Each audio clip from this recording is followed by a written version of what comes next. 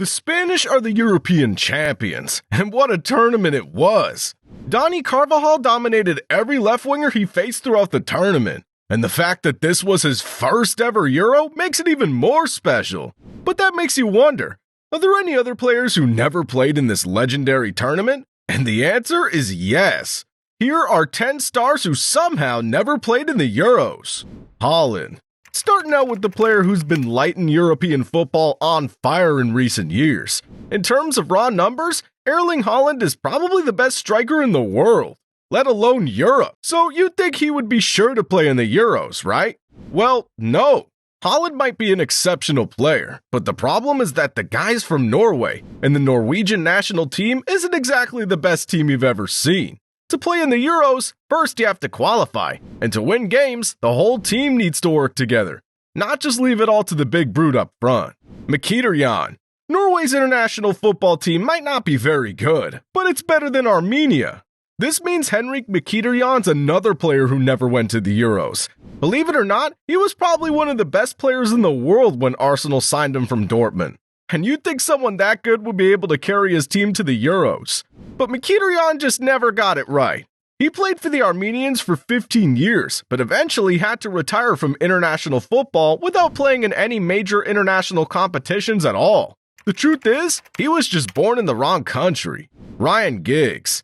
This next player, though, has a different story. The Welsh might not have been the favorites to win the Euros, but they've at least qualified a couple of times. Ryan Giggs, though, despite being a Welsh legend, never managed to lead them to the Euros. He was considered one of the best Welsh players ever before Gareth Bale came along and led the team to the Euros on 2 occasions. I guess Bale really meant it when he said Wales, Gulf, Madrid, in that order. Ryan Giggs, though, sadly didn't get to play in the Euros even once. To be fair, it's probably not his fault. The team was different then, and when Bale came along, he also had Jack Wilshere to help him. And 2 world-class players are much better than one. Nemanja Vidic. But at least Giggs had someone who could relate to him in Nemanja Vidic.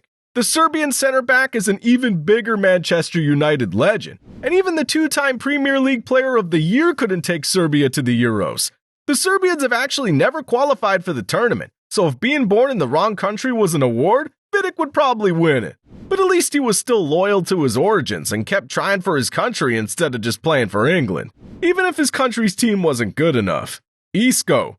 If you think being born in the wrong country's unlucky, wait till you listen to this next player's story. Isco's definitely the most underrated player in the history of football. And that's because he's always in the shadow of legendary players like Modric and Xabi Alonso at Real Madrid, and Iniesta and Xavi for Spain.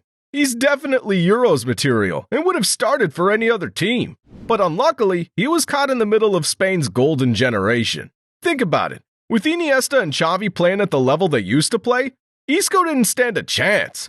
And if that wasn't enough, his woeful luck continued this time around as well. Isco finally left Real Madrid and got a chance to show what he's made of at Real Betis. He played so well that he even made it into the team of the season. He was definitely going to get the call this time, but suffered a terrible injury at the end of last season and missed out on the opportunity. Imagine seeing other players get picked over you your entire career, and when it's your turn, you get injured. Isco has got to be the unluckiest player ever. Mikel Arteta. And he isn't the only one who didn't get to play because of Iniesta and Xavi. Mikel Arteta is another Spanish midfielder whose international career suffered simply because he played during the wrong era. That Spanish midfield was every manager's dream and nightmare at the same time, because even though you would have the best players in the world, you would only be able to play 3 of them. And that means denying players like Isco and Arteta a spot in the squad. Arteta probably hated watching Spain from his home, but that's in the past now. He's an amazing manager now. And who knows, maybe once he's done with Arsenal, he can manage the Spanish international team and win the Euros that way. Imagine Arteta managing Yamal and Nico Williams. Jeez, they would be invincible. Alexander Lacazette. Speaking of Arsenal players playing in the wrong era, this next player's story is very similar to Arteta's. Alexander Lacazette is a rather surprising name to be on this list. France has been one of the favorites in the Euros for as long as I can remember, and considering how good Lacazette's time at Arsenal and Olympique Lyon was, you would think he definitely deserved an opportunity. But just like Arteta, Lacazette just couldn't compete with other French strikers.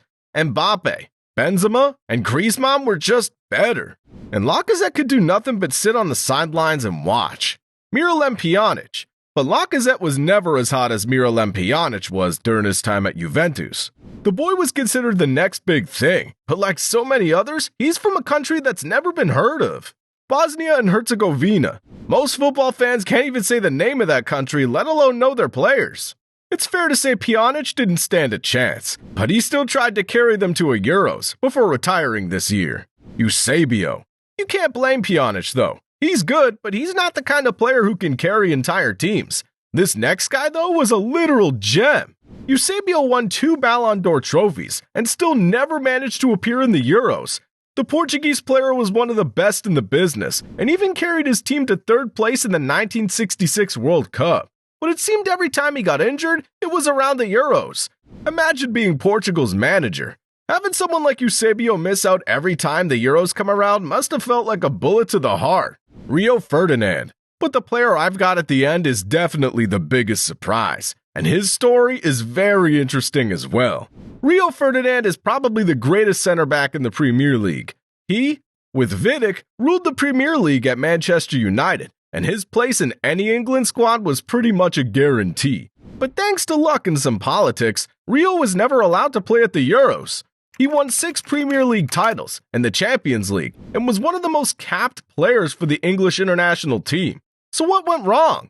Well, during his international career, the Euros took place 4 times. For the first one, Euro 2000, Rio wasn't as established on the scene and just wasn't included in the squad. In 2004, he missed out because he was serving an 8-month ban for failing to show up to a drug test.